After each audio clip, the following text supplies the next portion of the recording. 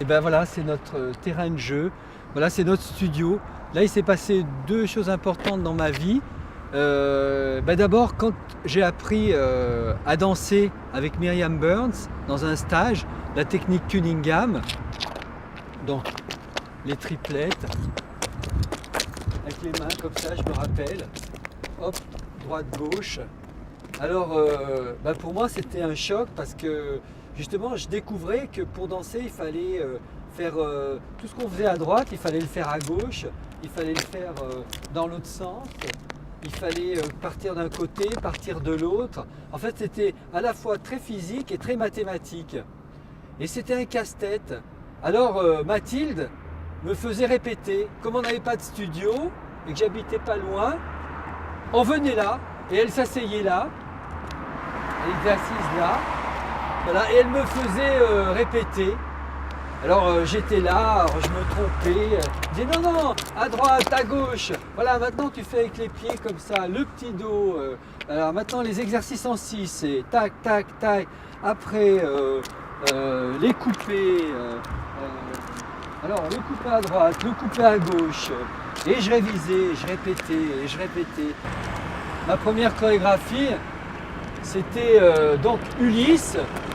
Alors je suis venu la préparer ici, Mathilde toujours là à regarder, et là j'ai inventé mes pas, et je lui disais si on faisait ça, les coupés, voilà, ce qu'il y a dans Ulysse, on pourrait faire des traversées comme ça, après on pourrait faire les pas de ce qu'on appelait la cuisine.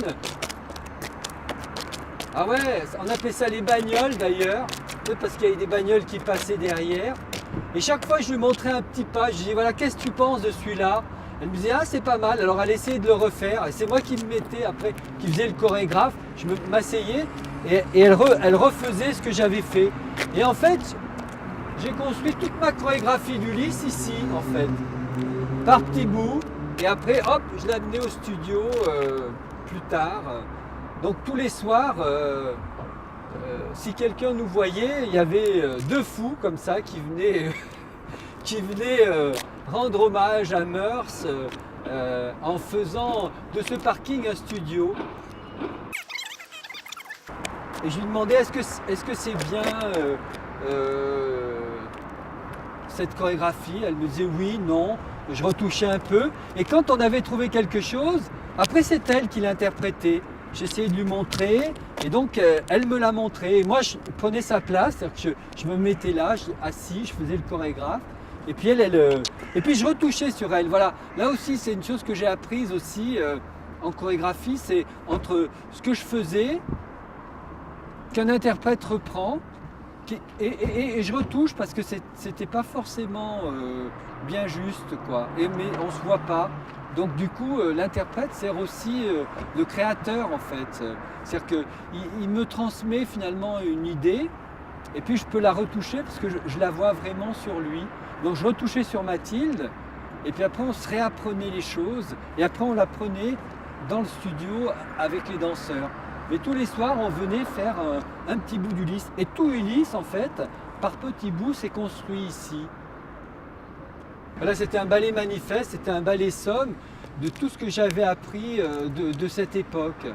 Alors, c'est vrai qu'à l'époque, moi, il me manquait un peu de théâtralité, donc je l'aimais moyen, ce ballet. C'est un peu ce que disait Ravel, pardon pour les précédents illustres, mais Ravel, par exemple, il n'aimait pas son boléro, il avait l'impression d'avoir fait une composition plus technique en fait. Il ne voyait pas l'émotion qu'il avait mis dedans. Et pour moi, Ulysse, c'était pareil. Je ne l'aimais pas beaucoup parce que je le trouvais trop théorique. Et en fait, quand je l'ai revu, quand je l'ai repris, je m'apercevais qu'il y avait plus de choses encore dedans que je ne pensais. Derrière la théorisation, en fait, on met beaucoup d'émotions. On croit qu'on fait qu'un travail, et dans ce travail, il y a aussi tout l'être qui se balade. Et donc finalement, je l'ai repris avec saveur, et j'étais heureux parce que Cunningham himself l'a vu à Château-Vallon, parce qu'on était invités dans le même festival, et je sais qu'il est venu voir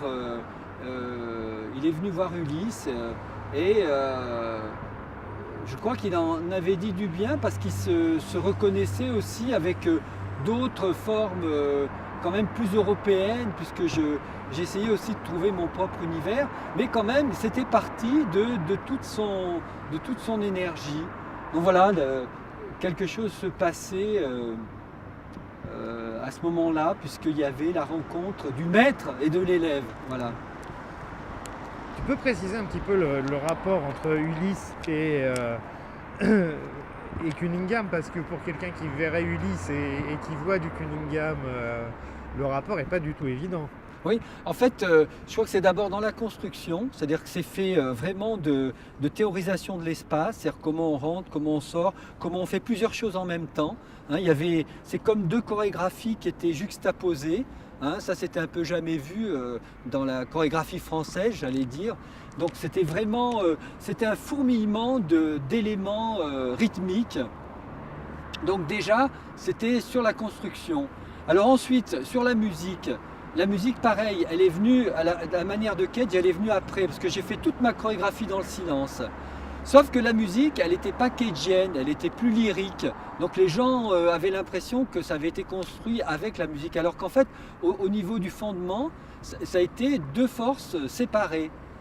Sauf encore une fois que la musique, comme elle était beaucoup plus prenante, plus enlevée, elle était plus émotionnelle. Donc du coup, les gens ne voyaient pas le parallèle finalement avec Cage et Cunningham, alors que le principe était le même. Ensuite, c'est Joyce, hein, c'est aussi l'univers de Joyce et d'Homère, c'est-à-dire que l'histoire, chacun se la raconte à sa façon. Et moi j'adorais quand les gens me disaient « Ah oui, là vous avez mis la sirène, là vous avez mis le cyclope ».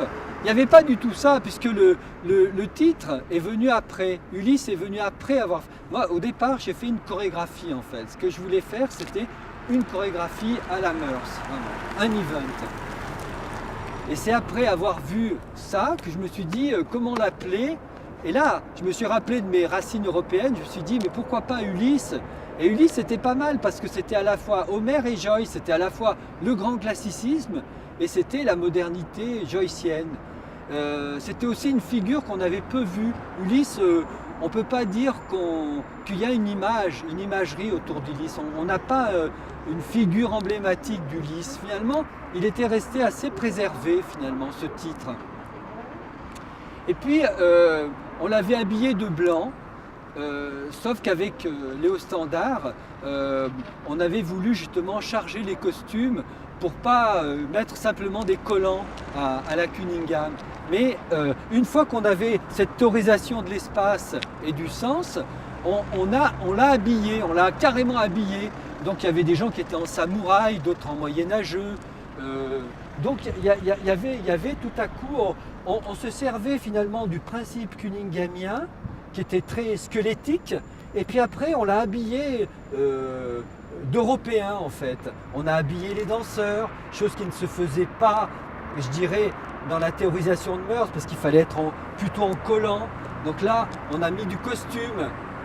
La musique, au lieu de prendre simplement des sons à la Cage, on a carrément mis des choses qui pouvaient être rythmées rock, des choses qui pouvaient être lyriques, comme des musiques de films. Donc tout ça a dû certainement brouiller les pistes et troubler, mais l'origine, sur l'essentialité du ballet, il y avait vraiment tous les principes de Cunningham, sauf qu'ils avaient pris une couleur et une humeur très différentes.